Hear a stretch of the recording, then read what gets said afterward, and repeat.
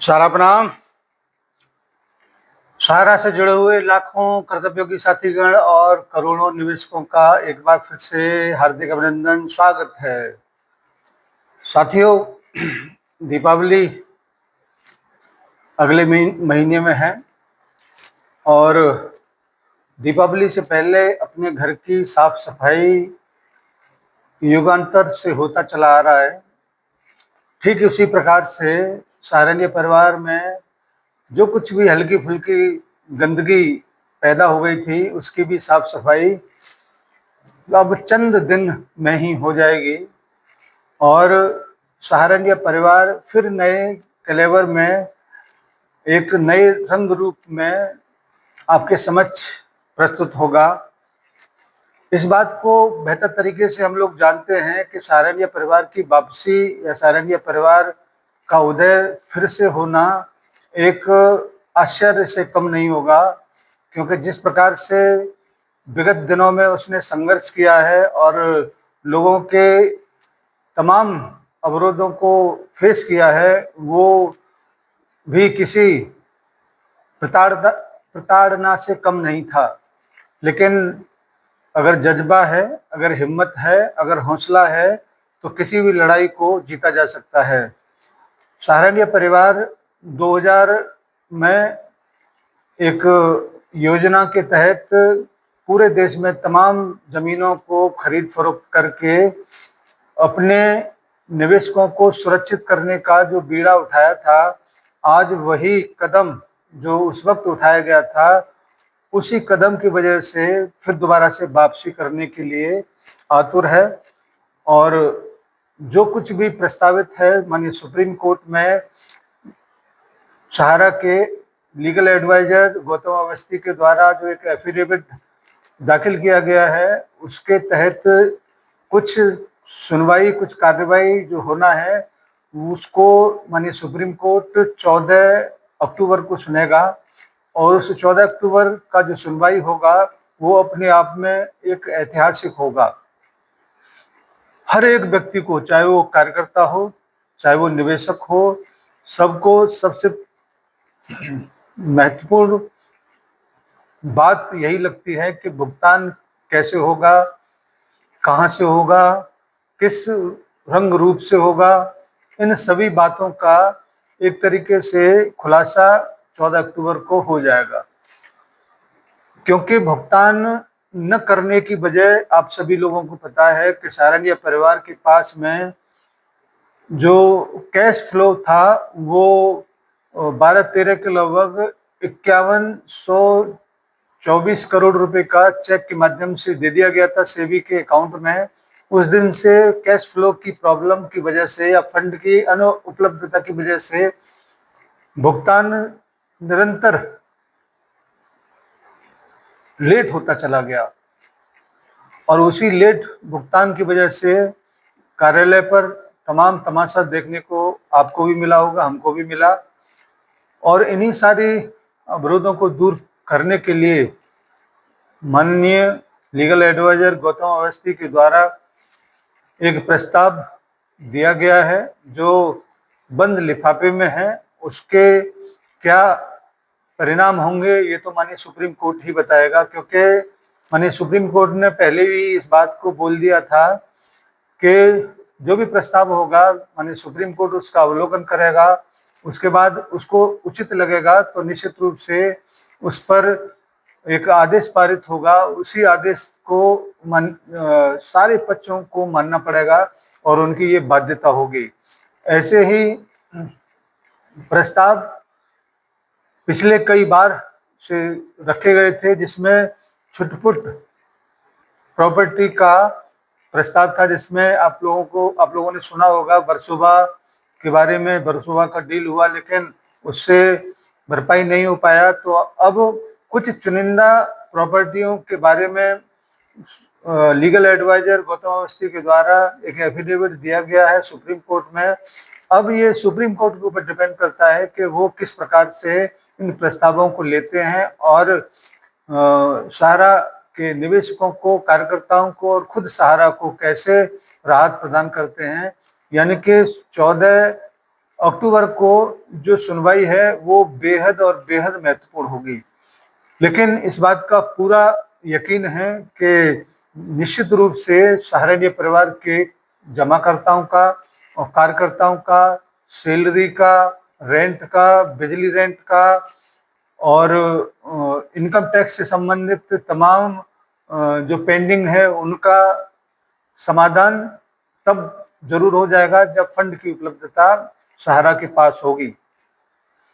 कुछ चीजें मैं स्पष्ट कर देना चाहता हूं कि सहारा को जो सुप्रीम कोर्ट ने 24,000 के समथिंग कुछ अमाउंट जमा करने का जो आदेश दिया था, उसमें 16-17 हजार करोड़ रुपए जमा होने के बाद जो शेष राशि है, उस शेष राशि से ही सुप्रीम कोर्ट को मतलब है, क्योंकि अवमानना जब तक पूरा नहीं होगा, अवमानना का जो अमाउंट है वो जब तक पूरा नहीं होगा तब तक सहारा को राहत मिलने वाला नहीं था। पहले भी ये बात बोला गया था और फिर दोबारा से इसी बात को मैं दोहरा रहा हूँ कि जब अवमानना वाला अमाउंट जमा हो जाएगा उसके बाद सहारा के समस्त बंधन खुल जाएंगे और जैसे ही बंधन खुलेंगे सहारा इंडिया परिवार एक नए कलेवर में, नए रंग रूप में आपके समक्ष प्रस्तुत हो जाएगा।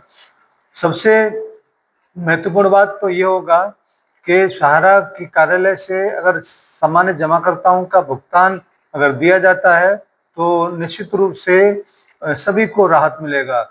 मैं आपको फिर से याद दिलाना चाहूंगा कि अगर सरकार चाहता तो सहारा से भी अकाउंट में जितना भी अमाउंट था उसको ट्रांसफर करा लिया जाता, लेकिन ट्रांसफर केवल 5,000 करोड़ रुपए जमा कराया है, क्योंकि उसको भी ये यकीन है कि 5,000 करोड़ रुपए का भुगतान जैसे ही हो जाएगा वैसे सुप्रीम कोर्ट से भी वो आदेश आ जाएंगे जो जिसमें सहारा को राहत मिलने का बात होगा और जैसे ही सहारा को राहत मिलेगा तो फिर वो अमाउंट जो शेष बचा हुआ है सुप्रीम कोर्ट के आदेश के तहत वो भी सहारा को ही वापस होगा, क्योंकि पूर्ववत आदेश में सुप्रीम कोर्ट ने बोला है कि सहारा से भी अकाउंट में जो भी रिफंड है अगर उसका कोई दावेदार सामने नहीं आएगा तो जो भी अमाउंट है वो सहारा को ही वापस होगा। मानी सहारा श्री जी भी इस बात को कहते कहते थक गए कि सहारा को ही ये अमाउंट वापस होगा और अब वो पल, अब वो दिन शीघ्र ही आप लोगों के सामने होगा।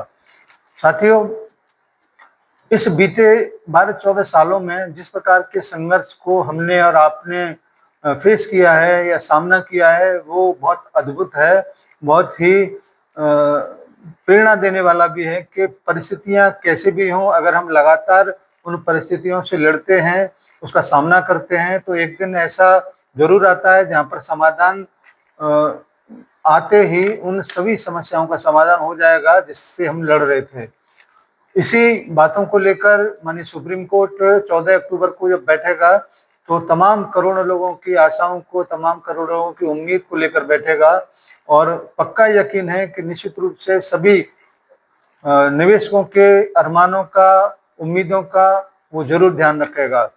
साथियों, जो अभी वर्तमान में सोशल मीडिया पर अडानी और सहारा की डील को लेकर अफवाहों का दौर चल रहा है उस पर विराम लगना चाहिए, क्योंकि सुप्रीम कोर्ट में जो बंद लिफाफे में प्रस्ताव जाना है उसके बारे में तरह तरह की बातों को बनाए जाना, तरह तरह के विचारों को रखे जाना, ये निश्चित रूप से इस बात को हवा दे रहा है कि सहारा इंडिया परिवार पता नहीं आगे आएगा कि नहीं आएगा। लेकिन बहुत गंभीरता के साथ मैं आप लोगों के साथ अपनी बातों को रख रहा हूँ कि सहारा इंडिया परिवार से ही ये भुगतान होगा आने वाले समय में और निश्चित रूप से होगा, क्योंकि सहारा के पास फंड की अनुपलब्धता की वजह से ये समस्याएं उत्पन्न हुई थी और जैसे ही सुप्रीम कोर्ट के माध्यम से जो अवरोध है वो दूर हो जाएंगे तो फिर से सहारा इंडिया परिवार के पास में वो पावर आ जाएगी कि वो अपने जमाकर्ताओं के भुगतान